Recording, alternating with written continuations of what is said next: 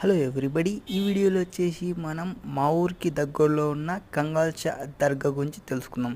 So ఈ కంగాల్షా దర్గా ఏమంటే every year ఒక 3 days అనేది ఇక్కడ సెలబ్రేషన్ జరుగుతుంది.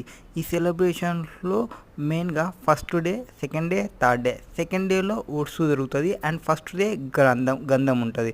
సో సెకండ్ డే ఏదైతే జరుగుతుందో ఉర్సు జరిగినప్పుడు చాలామంది అక్కడ రావడం జరుగుతుంది. ఇక్కడ మొత్తం పీస్ఫుల్ ఉంటుంది అండ్ ఫ్యామిలీతో స్పెండ్ చేయడానికి అండ్ ప్రేయర్ చేసుకోవడానికి ఒక బెస్ట్ ప్లేస్ అని చెప్పొచ్చు అండ్ ఒక రిలీజియస్ ప్లేస్ అని కూడా చెప్పొచ్చు.